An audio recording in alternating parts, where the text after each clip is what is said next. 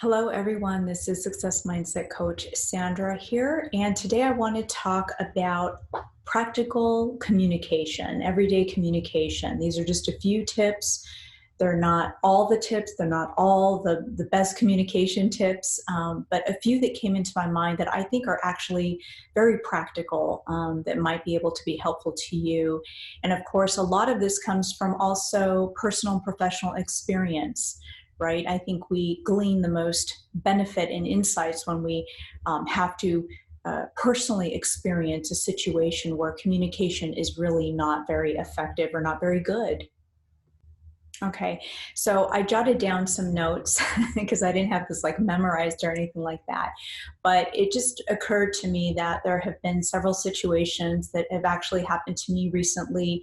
And I notice in other people's life, this has also kind of happened. So I'm going to break it down to sort of two kinds of people right now. And this is not research or anything like that. But I was kind of noticing that there are two types of people, those of us who have struggled with actually asking for what we want and what we need in life, right? And I'm not going to go into the whys and perhaps, all the mental mechanics of that, but let's just for the sake of it say that that's one type of person we're going to categorize.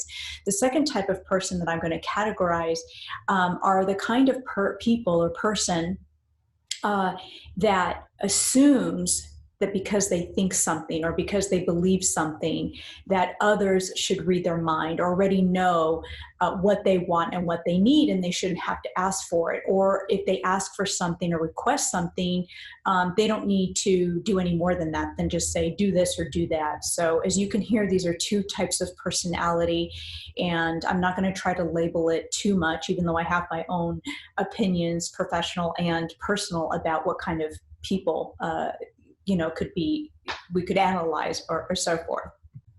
Okay, so the one key I think important to know is never assume that others know precisely what it is you want or what you need.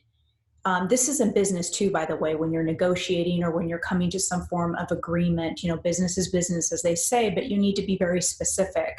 Even when you know people or you're in a relationship with people in business and you know them and their friends or family or whatever, it's really important to be specific and be a good communicator as to what it is that you want to achieve.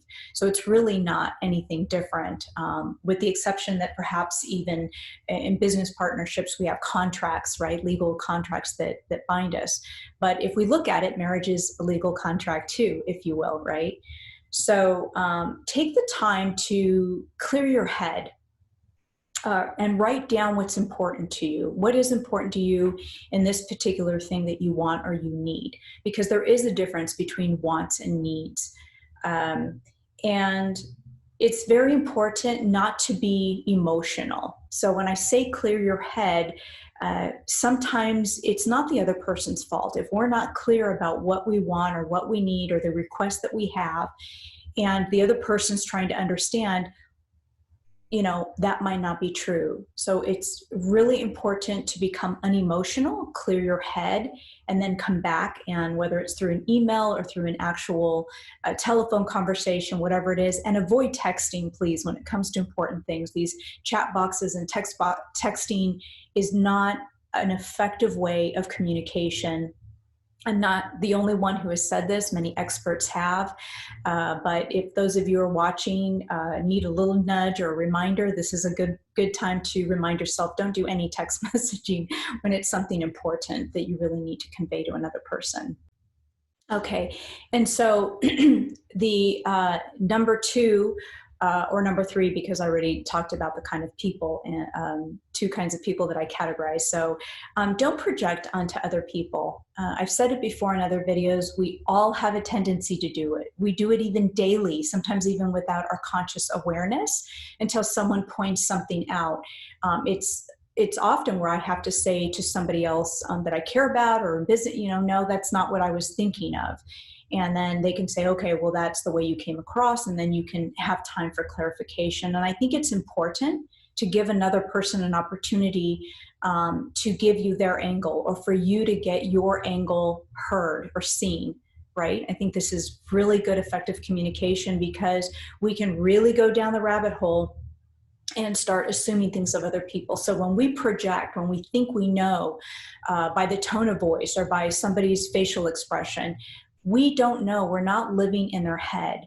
And one of the things I've been learning a lot through the years with projections, is that, believe it or not, you and I can be wrong about people. People say, well, of course, Sandra, this is logical. But, I've had it where I've been somewhere sort of in my trance thinking about something else, and somebody will come up to me and ask me a question, or my significant other or parent or whatever might say something.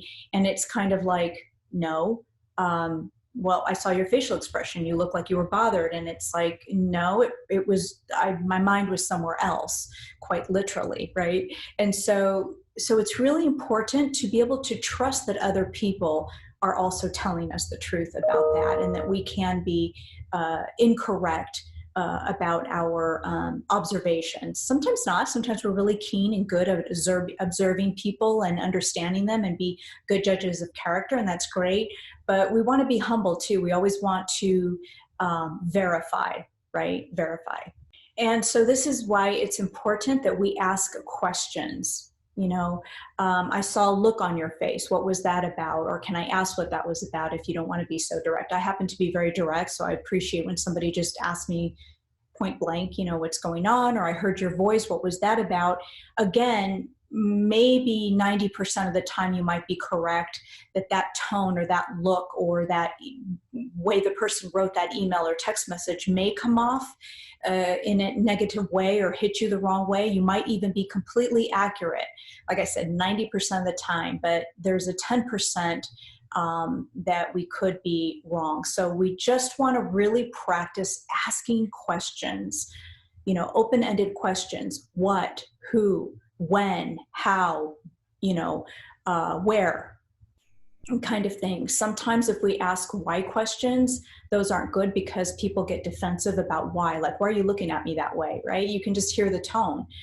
Even if you said it in a nicer way, why did you do that? Whatever. And it just puts you off, right? And in coaching, they always teach you that you really don't want to be asking why questions within this context, because if sometimes people don't even know why they behave the way they do in that moment, right? Sometimes we're in our trance, we're reactive, we're triggered. Okay, so that is a good thing to do. Always ask questions to the best of your ability. And the more you practice asking questions, the easier it's going to be, the less triggered you are over somebody else's trigger, if that makes sense. And also, another point I want to say about projections, or about when we think we know what other people are thinking or how they're processing things. Everybody does process things differently. We may be as clear and precise as we can be to the best of our ability, and the delivery still might not be there. Okay, somebody else might have a trigger and then want to blame shift. That sometimes can happen. I'm not going to go into that. But it's really important to have this really clear communication and never assume. And so this brings me, when I was saying about, the questions and stuff, I want to say something else. Questions lead us, right, to the path of understanding and negotiation and compromise, or meeting in the middle, whichever phrase or word or terminology you want to do. Is that questions are very important because they do lead to true understanding. I've talked about this before. I've heard even some people, even some family members sometimes say, well, I don't need your explanation. And it's like, okay, depending, if you're triggered by what you think I have a trigger or whatever, I want to be able to explain. I want to be able to clear up the air, if you will. So this is good in anything, personal and business. We want to be as precise as possible as well with our questions. And the next tip is that it's really okay, and this is probably foreign to some of you, but it's really okay to actually write down what you need and what you want from your family, from your significant others, from children, whoever. It doesn't matter who it is, as long as they're a logical person that can, that's reasonable, which is important to be reasonable as well, to try to at least be that.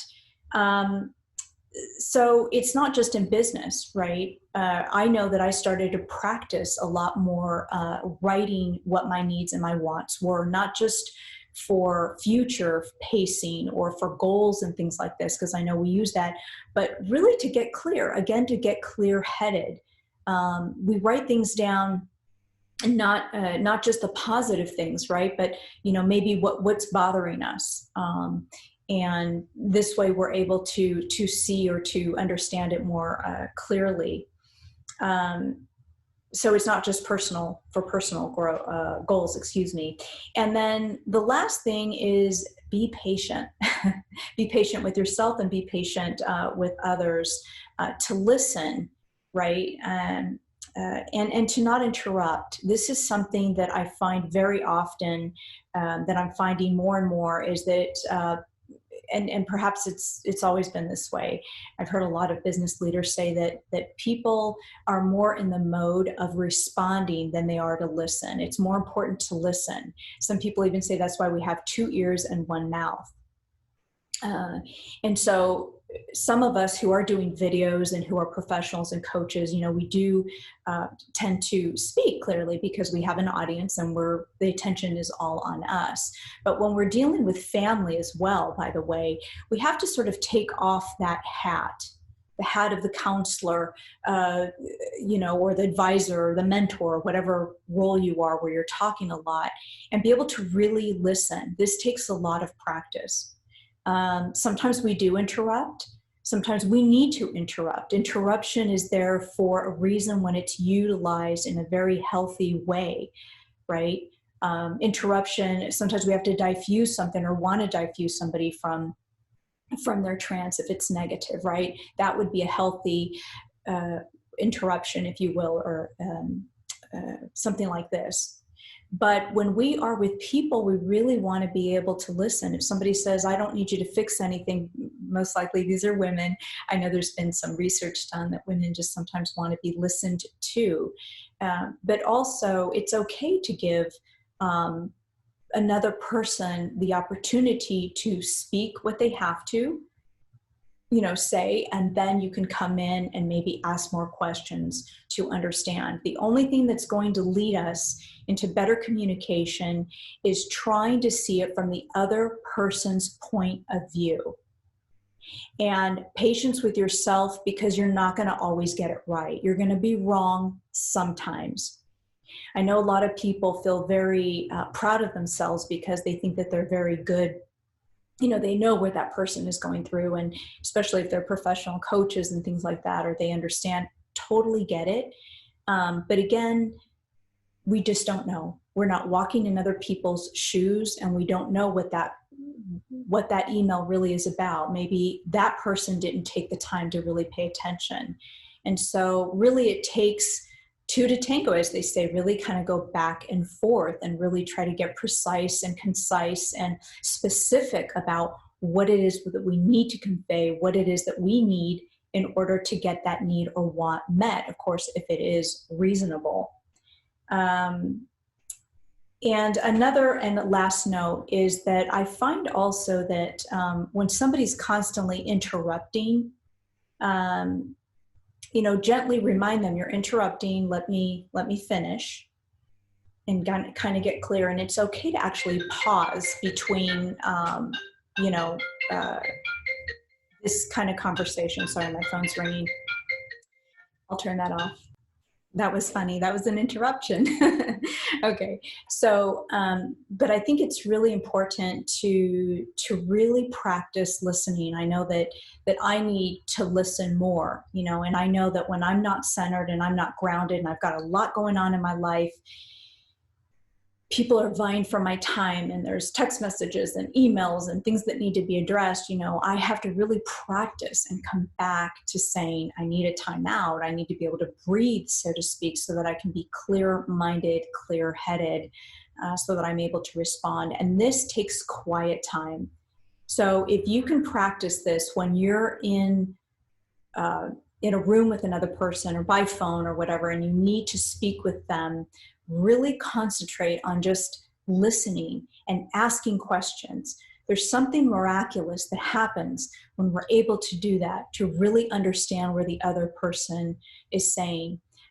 Lastly, I find that interruption a lot of times from other people is because there's some fear going on, maybe some kind of insecurity where they don't like what they're hearing, and then they want to hijack, right? They want to hijack the conversation.